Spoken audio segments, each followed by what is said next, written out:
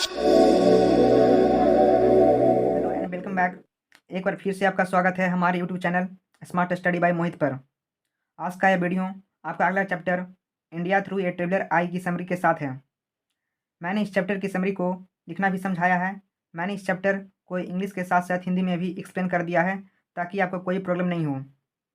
अगर आपको हर चैप्टर की समरी चाहिए तो आप हमारे प्लेलिस्ट पर विजिट करें। प्लेलिस्ट में आपको A to Z चैप्टर की समरी मिल जाएगी और इस प्लेलिस्ट का लिंक हम डिस्क्रिप्शन बॉक्स में डाल देंगे, आप वहाँ से जाकर देख सकते हैं।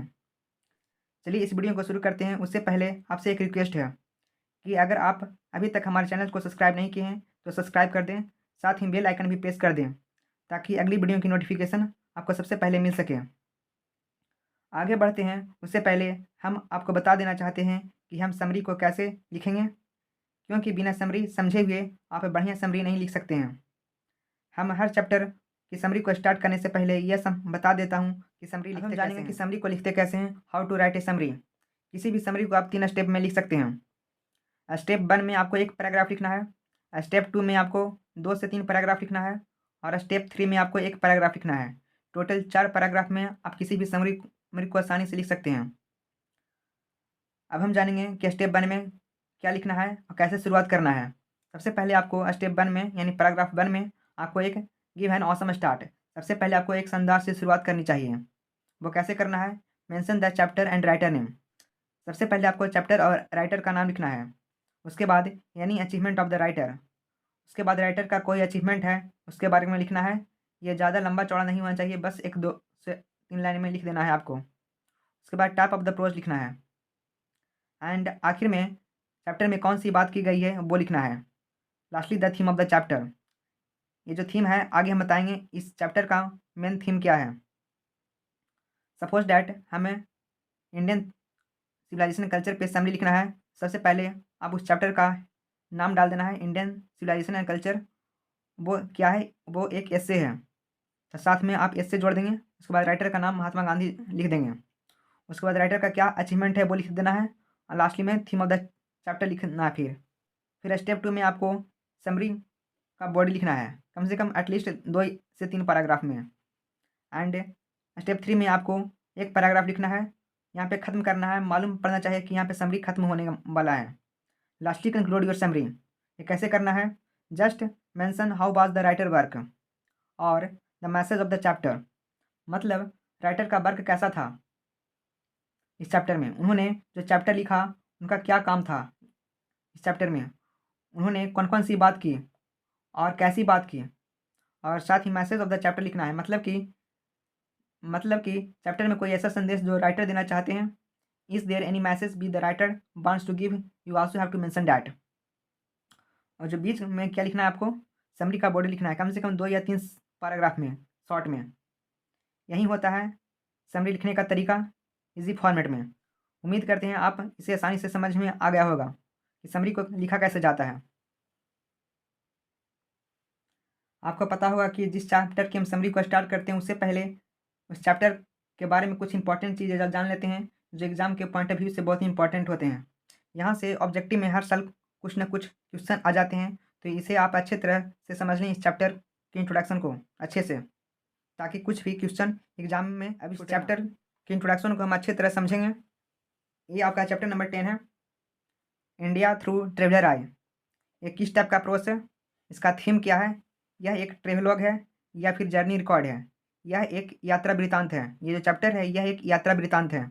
इसके राइटर कौन है, पर्ल एस बक है इसके राइटर हैं, पर्ल एस बक। यह एक लेडी राइटर हैं। और ये जो चैप्टर है इंडिया थ्रू ट्रेवलर चाई, ये कहाँ से लिया गया है, माई सेवरल वर्ल्ड से लिया गया है, taken from my several world. ये बुक इन्हीं राइटर के द्वारा लिखा गया है। और इस राइटर का जन्म कब हुआ था और कहाँ हुआ था, 1892 में हुआ था, 1892 ईस्वी में हुआ था अमेरिका में। रियर्ड इन, इनका पालन पोषण कहाँ हुआ, चीन में हुआ था इनका पालन पोषण। और डेड इन 1973 में हुआ था, 1973 ईस्वी में इनका मृत्यु हो गया था।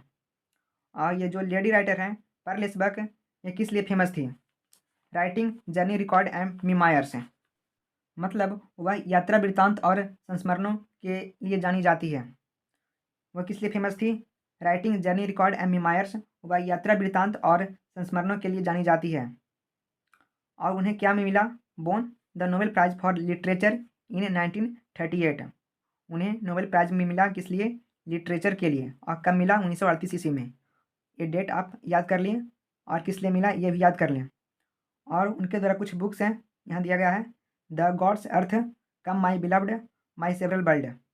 ये 3 बुक आप याद कर लें। एग्ज़ाम में क्या होता है कि ये बुक का नाम आ जाता है और राइटर का नाम पूछता है कि किसने लिखा था, तो आपको क्या ऑप्शन में रहेगा? पर्लेस बक। आपको यहीं टिक करना है। आपको इतना कंप्लीट कर लेना है इंट्रोडक्शन में। ये जो चैप्टर है ये किस टाइप का प्रोस है? जर्नी रिकॉर्ड, टेकन कहाँ से लिया गया था, इसका राइटर कौन है, इनका जन्म कब हुआ, इनका मृत्यु कब हुआ, और इनका पालन पोषण कहाँ हुआ, ये किस लिए फेमस थी, इन्हें क्या मिला, और ये इनके द्वारा कौन कौन से बुक्स है, ये आपको कंप्लीट कर लेना है। अब हम जानेंगे थीम ऑफ द चैप्टर। इस चैप्टर का विषय वस्तु क्या है? It is a journey record.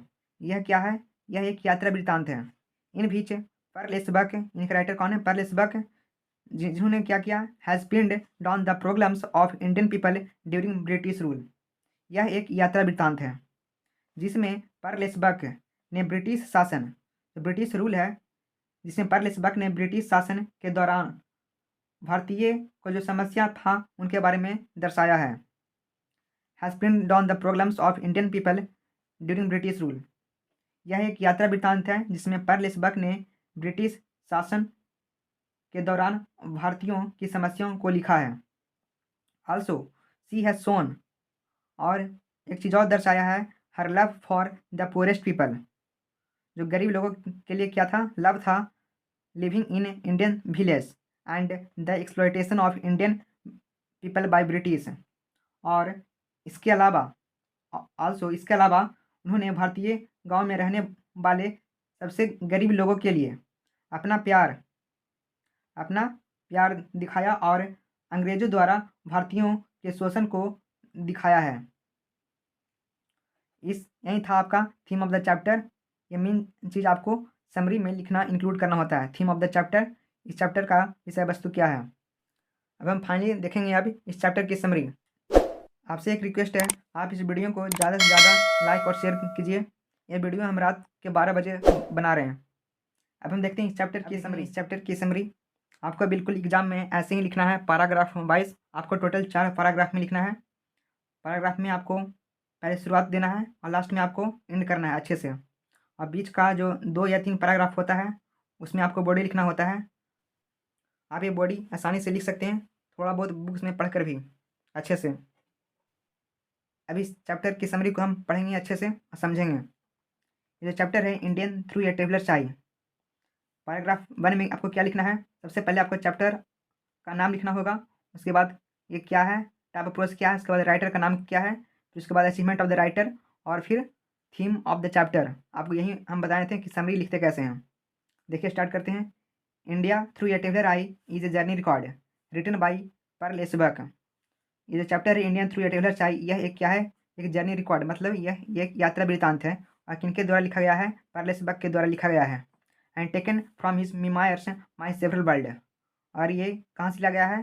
संस्मरण माई सेवरल वर्ल्ड से लिया गया है। इन दिस से इस निबंध में she has talked about the sufferings of Indian people and specially peasants during British rule. इस निबंध में उन्होंने क्या किया है? पर्ल एसबक ने क्या बताया है?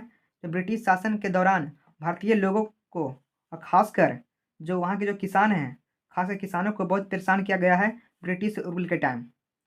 उन्होंने इस चैप्टर में दर्शाया है या फिर दिखाया है। अब हम देखेंगे पैराग्राफ 2।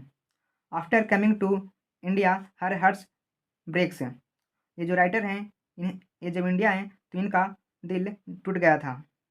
भारत आने के बाद इनका दिल टूट गया। कैसे और क्यों? इंडियन जो फार्मर्स हैं were most pitiable in the world. जब ये इंडिया आए उस टाइम जो भारतीय किसान थे वो दुनिया में सबसे बहुत दयनीय स्थिति में थे, बहुत बदतर स्थिति में थे। और जो चिल्ड्रन थे, children were suffering from malnutrition. और जो बच्चे थे कुपोषण के शिकार हो रहे थे। Englishman bear responsible for all the ills. इन सभी कारणों का जिम्मेदार कौन था? इंग्लिश मैन, जो अंग्रेज लोग थे यही जिम्मेदार थे इन सभी कारणों के पीछे। The zamindari system has also shook India.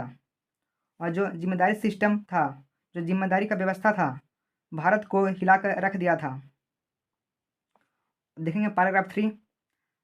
Her host is an educated young man able to speak fair English.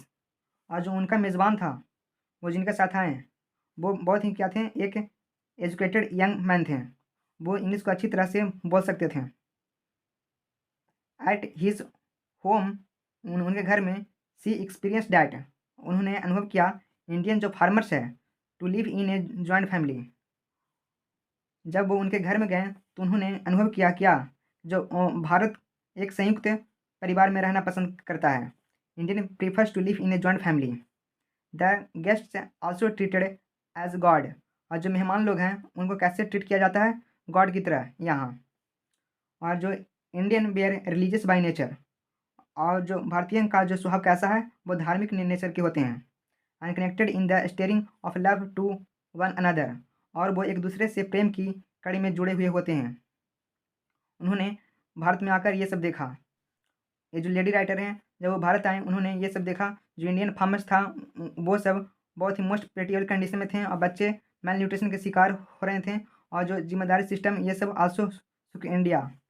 और जो यहाँ पर जो इंडियन फार्मर्स, और जो यहाँ पर इंडियन जो लोग थे वो जॉइंट फैमिली में रहना पसंद करते हैं, और गेस्ट को गॉड की तरह ट्रीट किया जाता है। और जो इंडियन था उसको रिलीजियस बाई नेचर, धार्मिक नेचर में रहना पसंद करते हैं, और वो एक दूसरे से बंधे होते हैं। अब हम देखेंगे पैराग्राफ 4, इसको समाप्त कैसे करना होता है। फाइनल पैराग्राफ है, पैराग्राफ नंबर 4। आपको हर लास्ट पैराग्राफ में आपको इसी तरह ऑसम एंड देना है। Finally it's an awesome presentation by Pearl S Buck. वास्तव में अंत में ये जो प्रेजेंटेशन है पर्लेस बक के द्वारा, ये बहुत ही शानदार है तरह से प्रस्तुत किए हैं, मतलब दिखा गया है। ये जो चैप्टर है, where she has beautifully shown as the real picture of colonial India, जहाँ पर उन्होंने अपनी बेसिक भारत की सच्ची तस्वीर को खूबसूरती से दर्शाया है या दिखाया है। यही था हमारा chapter Indian through a traveller eye की समरी। उम्मीद करता हूँ यह आपको आसानी से समझ में आ गया होगा। यदि आपका कोई प्रश्न है तो आप इस वीडियो के कमेंट सेक्शन में पूछ सकते हैं। कृपया इस वीडियो को लाइक और शेयर जरूर कीजिए। Thanks for watching.